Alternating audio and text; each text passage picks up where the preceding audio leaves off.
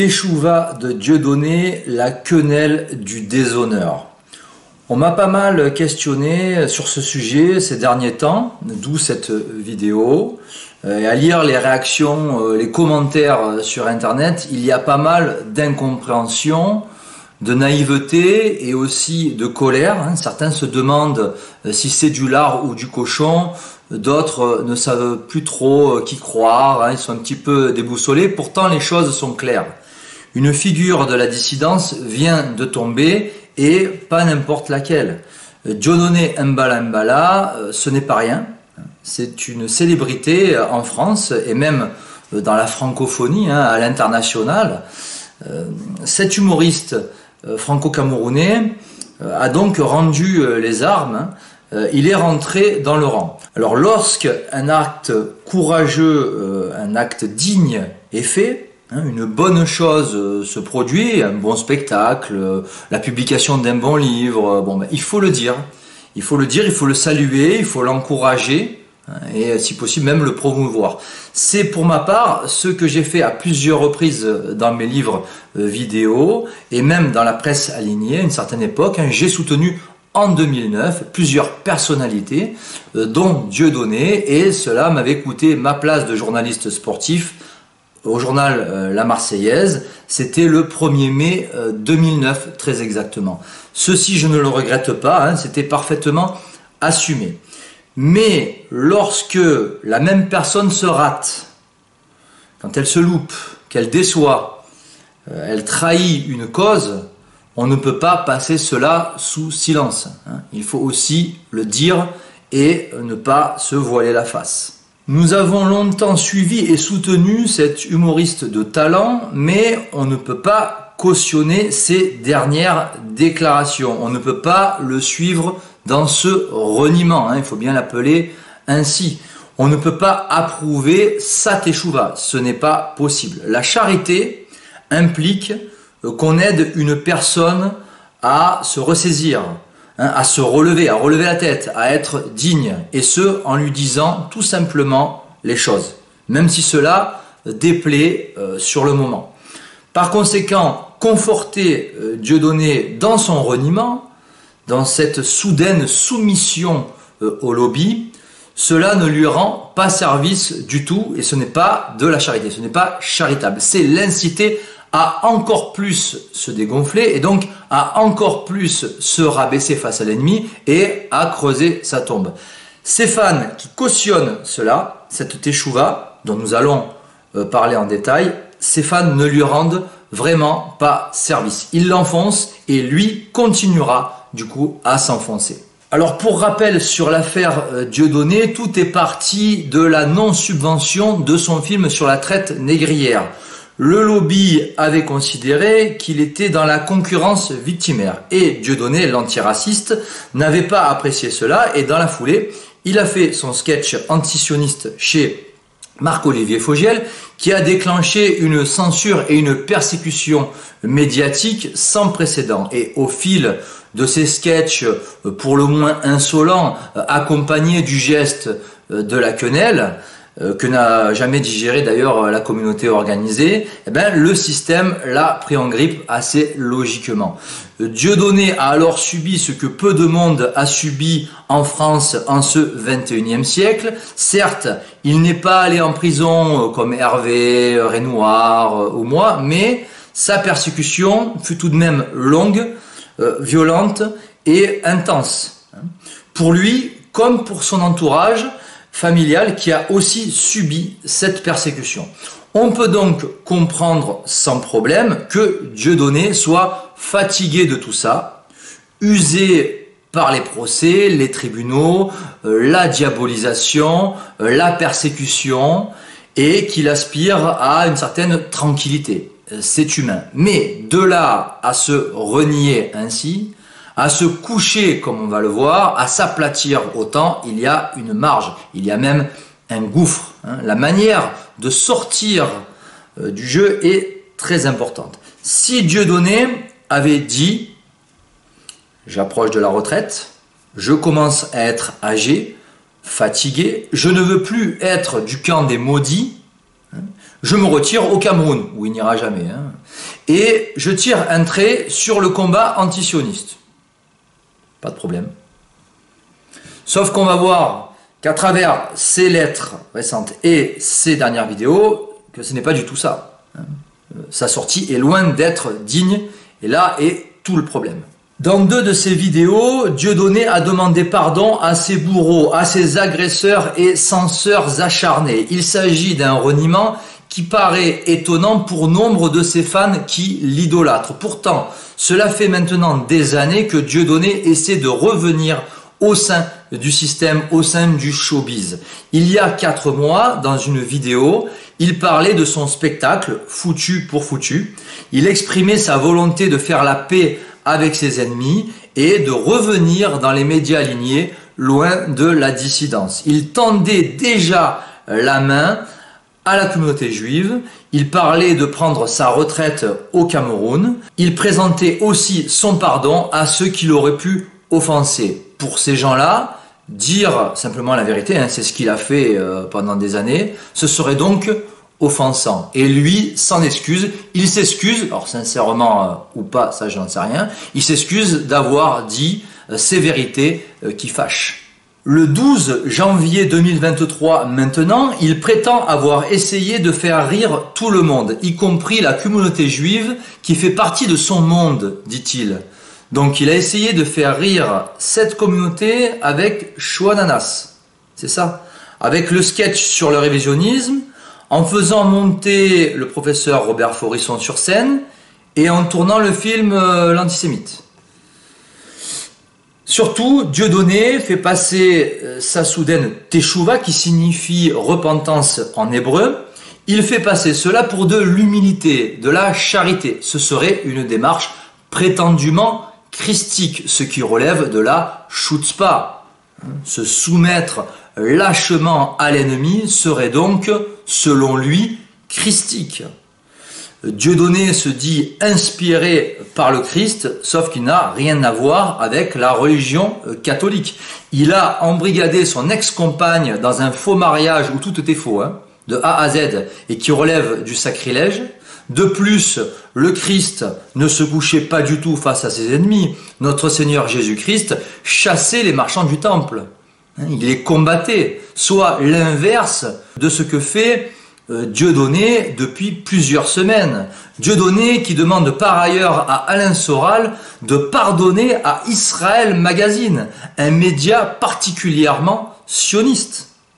Dans sa vidéo, il lit le credo, histoire d'accentuer un peu plus l'imposture, hein, lui qui n'est en rien chrétien, ni dans la foi, ni dans les actes au quotidien, dans la pratique, hein, et qui n'a aucune vie intérieure. Il n'y a aucune pratique chez lui, hein, aucun apostolat. Hein. Il y a eu en revanche par le passé, hein, cela est factuel, des propos anticatholiques de sa part. Dieudonné prétend être digne, courageux et agir avec panache. C'est ici une autre chutzpah encore plus énorme que la précédente. Dieudonné demande à la Palestine de pardonner à Israël et inversement. Dans ces dernières vidéos, il va loin dans l'absurdité et l'inversion des principes et au passage, il fait la promotion de ces spectacles qui ont objectivement baissé en qualité depuis plusieurs années. Alors remettons déjà un petit peu quand même les choses à l'endroit. Ce n'est pas à la Palestine de demander pardon à Israël, c'est l'inverse. Ce n'est pas à Dieudonné à demander pardon au lobby. C'est l'inverse, hein. D'autant qu'il s'est toujours présenté en victime, hein. Donc c'est à ses bourreaux de s'excuser et pas à lui.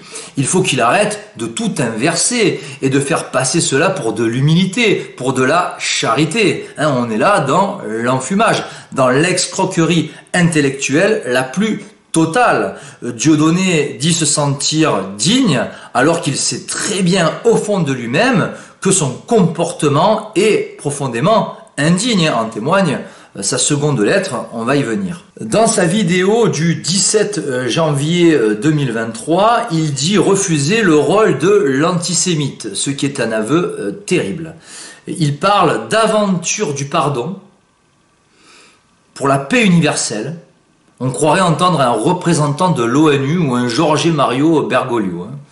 Il veut faire la paix avec des gens qui veulent sa mort. avec des gens qui ne lui pardonneront absolument rien.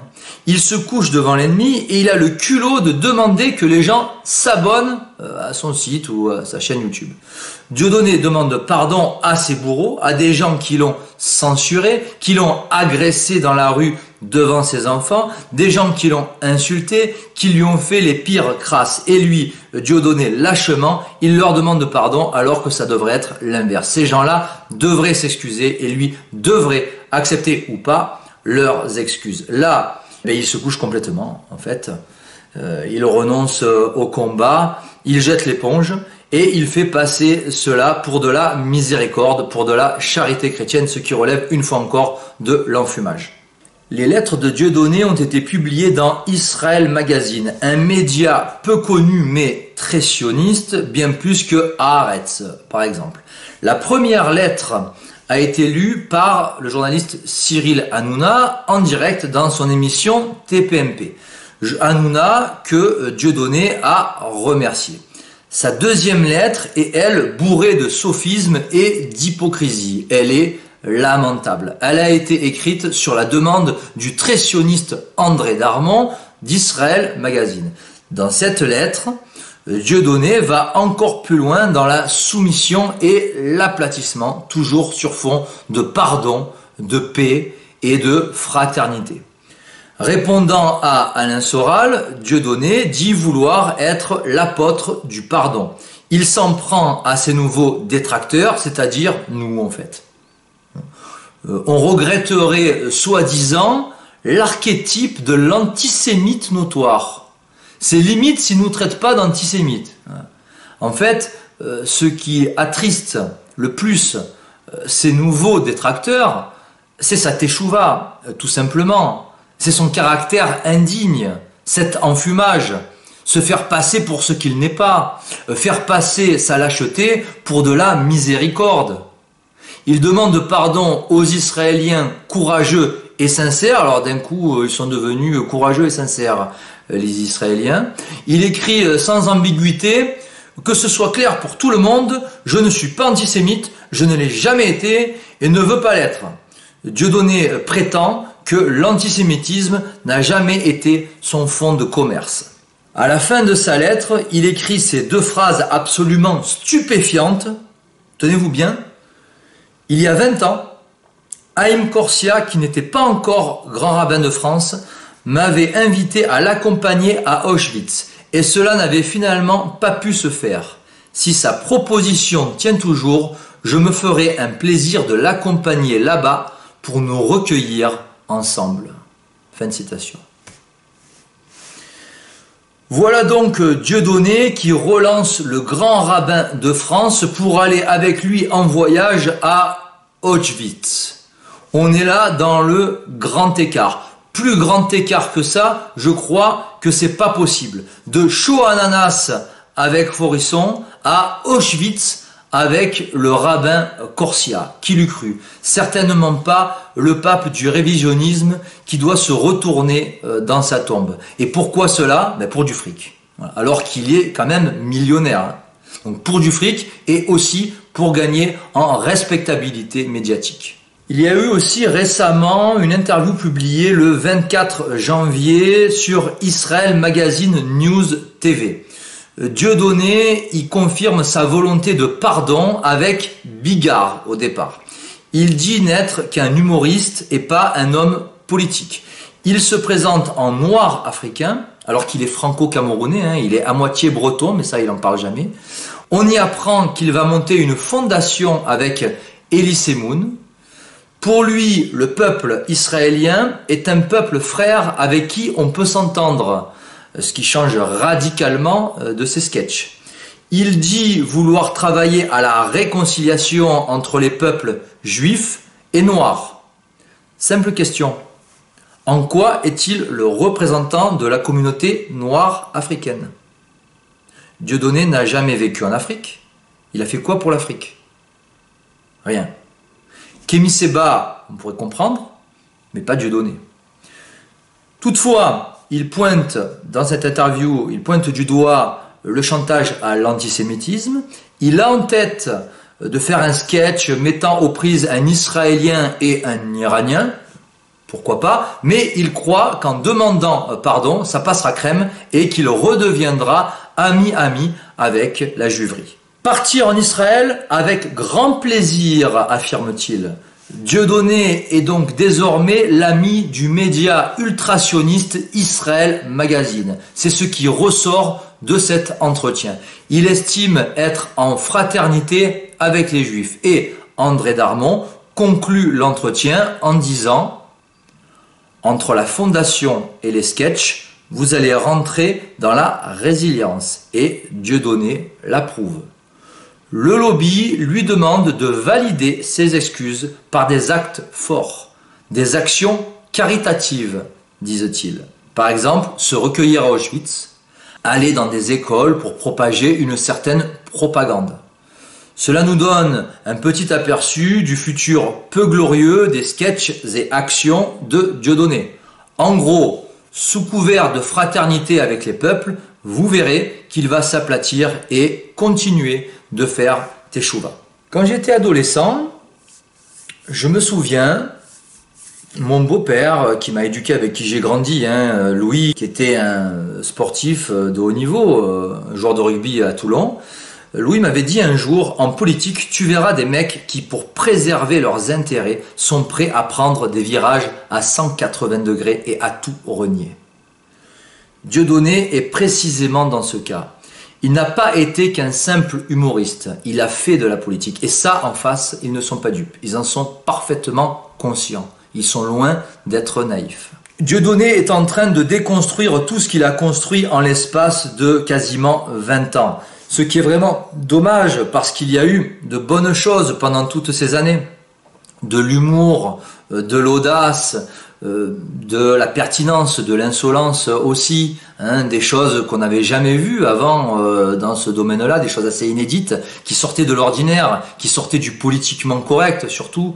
Et donc pour tout cela, c'est donc vraiment dommage. Là, il déconstruit tout, il fout tout en l'air, il perd tout crédit, tout ça pour de l'argent alors qu'il en a accumulé énormément. Et peut-être aussi parce qu'il a peur d'aller en prison, surtout depuis que son ex-compagne s'est séparée de lui, puis qu'elle a déposé plainte il y a quelques mois pour harcèlement et escroquerie. Escroquerie, on va y venir. Donc il est possible qu'il craigne la justice républicaine française, ça pourrait se comprendre, bien qu'il ait dit que ce serait en gros la fête folklorique s'il allait en prison. Ça se voit qu'il n'y est jamais allé, parce que s'il y va, ça sera isolement et ça sera vraiment pas drôle pour lui, je vous le dis.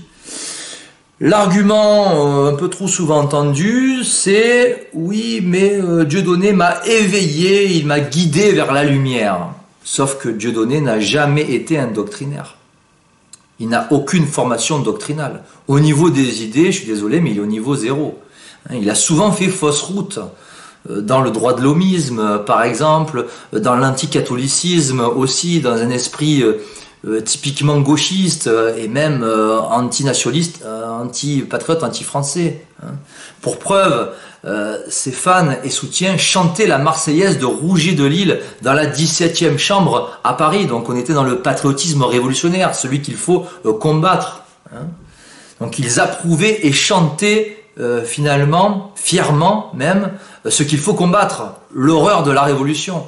C'est vraiment la preuve qu'ils n'ont rien compris et ils ne sont pas les seuls, malheureusement. L'opposition au judaïsme politique de Dieudonné n'a jamais été sincère. Ce n'est pas moi qui le dis, c'est lui-même dans sa vidéo. Pour rappel, il affirme qu'il ne veut plus jouer le rôle de l'antisémite. C'est quelqu'un qui n'a aucune conviction ni religieuse ni politique, quelqu'un qui ne joue que des personnages, qui raisonnent en termes d'image et de profit aussi. Il a joué un rôle pour amuser la galerie, pour régler ses comptes avec certaines personnes, avec ses ennemis, une certaine communauté, il faut le dire, et surtout pour passer à la caisse. On entend ici et là qu'il faudrait séparer l'homme de l'humoriste. C'est une erreur. C'est une erreur. L'homme est indissociable de son œuvre. Sa personnalité, son état d'esprit, son comportement, ses actes, ses mœurs influent forcément et même fortement sur son œuvre. Les deux sont étroitement liés. Et d'ailleurs, Dieudonné a été bien plus qu'un humoriste pendant toutes ces années. Il s'est présenté plusieurs fois à des élections contre le Front National au début. Il y a eu aussi la liste antisioniste, rappelez-vous. Il a fait monter Robert Faurisson sur scène après avoir fait un sketch, certes raté, sur un colon israélien. Il a pris position sur des tas de sujets de société à contre-courant du lobby et de la doxa dominante. Donc, il a fait de la politique. Élection après élection, spectacle après spectacle, sketch après sketch, surtout celui sur le révisionnisme. Autre chose, être un grand humoriste comme il l'a été ne donne pas tous les droits. Où avez-vous vu qu'on peut tout se permettre sous prétexte qu'on a fait rire les gens? C'est pas comme ça que ça marche. Ou alors parce qu'on a fait monter Robert Faurisson sur scène. Alors parce qu'il a fait face au lobby, cela justifie de pouvoir escroquer les gens comme ça. Ben non, clairement pas. C'est pourtant ce que Dieudonné a fait à maintes reprises. Et là, la liste est longue. Anana Assurance, Anana Crédit, Zincoin, la crypto-monnaie, le Sestrel, le faux concert pour la paix qui n'a jamais eu lieu, la fausse organisation d'un combat de boxe qui n'a jamais eu lieu, lui non plus, le faux don d'1 million pour la Palestine, en fait c'était en francs CFA, alors là c'était vraiment la honte intégrale, son entourage ne savait plus où se mettre. Le combat pour la Palestine, pipeau, le combat pour l'Afrique, pipeau aussi. Promettre tel ou tel projet, faire des effets d'annonce pour avoir des dons et puis au final rien faire du tout, pour s'en mettre plein les poches, je suis désolé mais cela relève de l'escroquerie, ni plus ni moins. Donc Dieudonné a escroqué des tas de gens, nombre de ses soutiens, et pas qu'une fois. Alors après, si ça leur plaît à ces gens-là, ça les regarde, là c'est vraiment pas mon problème. Donc avec ce reniement officiel en plusieurs temps, et qui est probablement pas terminé, Dieudonné a glissé une grosse quenelle à son public des années 2000-2010. Pas forcément à ceux qui ne cherchent qu'à rigoler de tout et de rien, qui sont dépolitisés, mais à ceux qui ont pris au sérieux le combat politique antisioniste de cet humoriste qui a un public assez varié. Son public politisé, certainement qui lui pardonnera beaucoup moins que ceux qui s'en foutent. Et qui votent tous les 5 ans pour n'importe qui sont triple vaccinés et qui regardent Hanouna la télé. Son but, c'est de revenir dans le milieu du showbiz et de faire des sous, des gros sous. Sauf que ça ne se passera pas comme ça. C'est pas moi qui le dis, c'est le rabbin David Touitou, on va l'écouter. Les gens qu'il a en face de lui depuis 20 ans sont dans la vengeance et non dans la miséricorde. Ils ne lui pardonneront jamais. Le lobby sioniste n'acceptera jamais de simples excuses après 2 décennies d'affront. Excuser un gars qui vient du showbiz, donc eux considèrent qu'il les a trahis, ce qui peut se comprendre. Donc un gars qui fait show ananas, qui fait monter Faurisson sur scène, l'excuser. Non mais c'est une blague, même pas en rêve. Même pas en rêve. Dieudonné a montré des signes de faiblesse évidents ces derniers temps. Il s'est clairement couché. Il aurait fallu qu'il assume ce qu'il ne fait pas. Qu'il assume et qu'il dise « J'en ai ras-le-bol, je rends le tablier, ce combat est trop dur pour moi, surtout sur la durée. J'ai le système sur le dos depuis longtemps. La justice républicaine m'attend au tournant, j'en ai marre, je me retire en Afrique, voilà, stop et fin. » Un peu à la manière d'Hervé Ryssen qui a dit « J'arrête, je ne veux pas retourner en prison, donc je ne dis plus rien sur ce sujet-là. » C'est honnête, ça se respecte. C'est avoir conscience de ses limites. Là, Dieudonné se retirerait dignement, sans faire de vagues, humblement. Or, ce n'est pas son cas du tout. Il enfume tout le monde avec son pardon, sa fausse humilité, sa fausse fraternité. Il veut juste passer de nouveau à la caisse dans les grands médias et ça passe par la teshuva. Enfin, c'est ce qu'il croit. Il croit revenir comme ça, comme si de rien n'était. Mais pour ces gens, les dirigeants du lobby qui n'existent pas, ces gens qui sont intrinsèquement antichrétiens, c'est ni oubli, ni pardon. Voilà. La preuve dans ce commentaire posté sur Israël Magazine, commentaire qui caractérise très bien leur état d'esprit. Je cite: le pardon n'est pas l'oubli. Seul Dieu pardonne, pas les morts. S'il veut aller à Auschwitz, qu'il aille seul sans un faire-valoir de rabbin. Il craint que les morts lui tournent le dos et se retournent dans leur tombe. Les peuples qui effacent dans leur mémoire les périodes sombres n'ont pas d'avenir. Le juif a 5000 ans de mémoire et n'oublie pas. Si tu lui demandes son âge, rajoute 5000 ans de plus. Moi, je n'oublie pas ces 30 ans de haine répandue. Et il parle de 30 ans alors qu'en fait, il y en a eu 18 entre le colon israélien chez Fogiel et son reniement à la fin de l'année 2022. Il y a eu 18 ans. Mais pour lui, c'est tellement l'affront est tellement important qu'il parle de 30 ans de haine. Et il termine: le pardon n'efface rien et ses pieds de nez sont sa culture. Fin de citation. Nous avons aussi le rabbin David Touitou qui est également intervenu au sujet de cette teshuva. Son intervention traduit elle aussi très bien l'esprit du lobby sioniste. Il y a 6 millions de personnes qui doivent lui pardonner en haut et juste 470 000 francophones à qui il doit demander pardon. Et si pour lui une simple lettre dans un simple journal c'est demander pardon, même si c'est sincère ou pas, je ne rentre même pas dans cette polémique. Alors il faut qu'il sache que ce ne sera pas suffisant.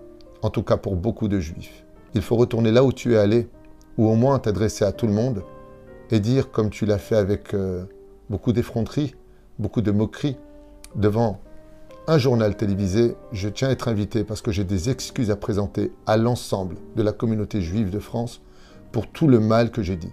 Pour David Touitou, ce n'est pas suffisant du tout. Il demande des excuses devant le grand public à la télévision en prime time. Il demande qu'il s'humilie devant des millions de gens et pas simplement dans un média lu par quasiment personne. Quant à son pardon, il ne sera jamais accepté et David Touitou nous explique pourquoi. Les sketchs qu'il a fait, les réactions qu'il a eues, le geste de la quenelle ont eu des répercussions, même au sein des sports français, du football, qui restent encore d'actualité aujourd'hui. Et vous savez que dans la Torah, dans le judaïsme, quand on fait ses excuses, tant que ce que l'on a laissé comme mémoire reste encore d'actualité, les excuses ne sont pas acceptables. Donc, résultat, ils vont l'humilier, ils vont le piétiner, ils le tiennent désormais, ils ne vont pas le lâcher comme ça, ils vont l'obliger à se rabaisser toujours plus, ils vont certainement le racketter. Il y a en France 96 départements, plus les Antilles, et s'il ne se ressaisit pas, Dieudonné va faire non pas une tournée de quenelle, non pas une tournée de sketch, mais une tournée de teshuva. Voilà ce qu'il va faire. Et dans toute la France, ça va être quelque chose. Donc ils vont lui faire la misère, ils vont lui faire le tourniquet et ils vont donc l'humilier. Donc voilà ce qui lui pend au nez s'il ne réagit pas. Ceci dit, il y aura toujours des imbéciles pour dire: Diodo, t'es le génial, t'es le meilleur, quoi qu'ils disent, quoi qu'ils fassent. Pour cela, tant pis pour eux. C'est vraiment sans espoir. La prochaine étape, on peut d'ores et déjà prédire que ce sera de renier Forisson et Alain Soral, par exemple.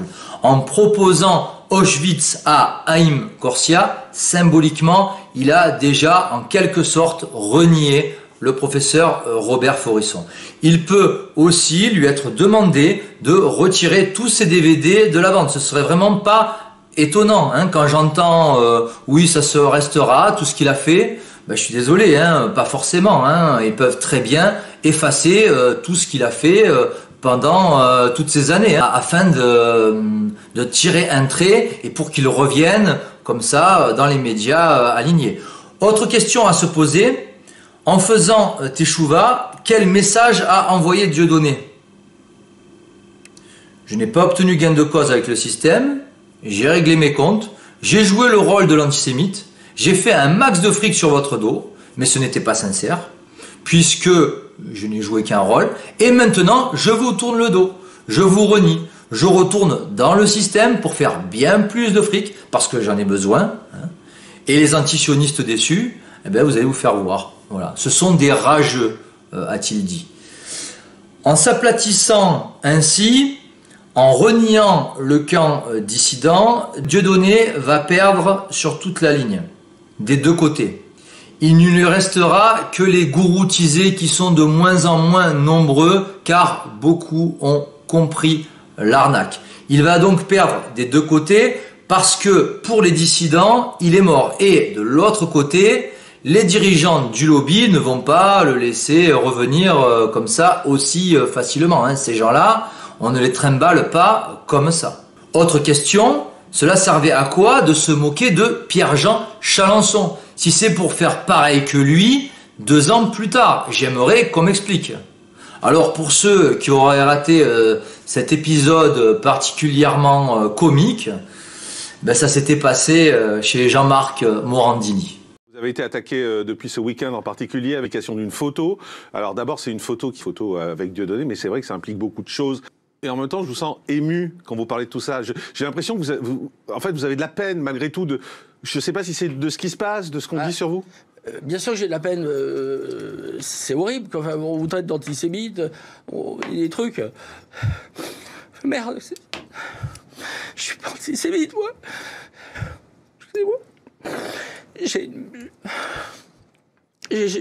J'ai une mezouza à la maison, j'ai mes meilleurs amis, c'est Jean-Michel Cohen, Julien qui est un copain, Al Kramer, enfin tous mes amis, et depuis 24 heures on dit que des saloperies, c'est horrible. En plus je suis gay, je suis homosexuel, je lutte contre l'homophobie, il y a un moment il faut arrêter quoi. Ah ben oui, il nous aura bien fait rire le Chalencon, il aime les chats, il est homosexuel, il lutte contre l'homophobie, il aime les gens, il aime la vie... C'est un gars bien, quoi. C'est pas un antisémite. Sauf que Chalencon, Pierre-Jean, à pas confondre avec Christophe, Chalencon n'en attend rien. Alors que Dieudonné, lui, il n'est pas dans la même catégorie. Il met en avant la loyauté et il escroque sans arrêt. Et avec cette teshuva, il déçoit fortement et il fait même un petit peu pitié. Par quel intermédiaire espère-t-il revenir dans le système à la télévision ? Par Francis Lalanne. Il a essayé avec Bigard, mais ce dernier s'est dégonflé, pour finalement se retrouver chroniqueur chez Hanouna. Du coup, c'est Lalanne qui est venu toquer à sa porte. Alors pour ceux qui ont une mémoire de poisson rouge, Francis Lalanne l'avait insulté, traité de délinquant, de terroriste, d'antisémite. En fait, c'était Salah Abdeslam, Dieudonné. Et tout à coup, le même Francis Lalanne appelle Dieudonné pour lui demander pardon. Ce qui était un drôle de revirement là aussi. Alors certainement pour espérer revenir lui aussi sur le devant de la scène médiatique, donc grâce à Dieudonné pour le coup, Francis Lalanne étant complètement has-been. Donc Francis Lalanne a dit aussi à Dieudonné de demander pardon à la communauté organisée. Il sait que c'est la condition sine qua non. Francis Lalanne, le remplaçant de Jean-Marie Bigard. Francis Lalanne, le juif de synthèse, l'agent du lobby qui n'existe pas, dévoué à Israël, pour qui il a beaucoup d'amour et d'affection, c'est lui qui le dit. Francis Lalanne, l'homme qui aurait tant aimé être juif. À tous les juifs du monde, je voudrais dire ceci. Je n'ai pas la chance d'être juif. Je considère qu'être juif est une chance. Si la volonté de Dieu est que je fasse partie du monde et pas de son peuple, dans cette vie-là en tout cas, c'est justement pour parler comme je parle. C'est justement pour dire à ceux qui ne savent pas finalement peut-être la chance qu'ils ont, de leur rappeler qu'ils ont cette chance.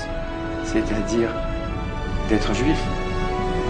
Parce que moi j'aimerais tellement l'être, et je ne le suis pas, et je ne le serai pas, en tout cas dans cette vie. Francis Lalanne est donc l'homme de la situation qui vient faire le lien entre l'humoriste et le camp ennemi, mais qui ne fait pas ça pour rien, je vous rassure. Voilà donc 2 faux amis qui, après avoir été ennemis, redeviennent entre guillemets amis à nouveau pour espérer prendre un chèque chez Hanouna, ce qui, disons-le franchement, est pitoyable. Émission d'Hanouna qui m'avait flingué pendant mon incarcération alors qu'ils ne connaissaient absolument rien à mon affaire. Et eux courent pour du fric après cette émission débile qui n'est qu'un instrument de propagande et d'applaudissement des masses. En conclusion, Dieudonné n'a certainement pas fini de capituler, de se renier, de trahir la cause. Dieudonné va perdre des deux côtés, donc son public antisioniste et sa dignité, qui est déjà fortement ébranlée. En toute chose, il faut considérer la fin, écrivait Jean de La Fontaine au XVIIe siècle dans Le Renard et le Bouc. Dieudonné n'a pas considéré qu'il s'engageait dans une guerre à mort et que ses ennemis impitoyables ne lui pardonneraient rien.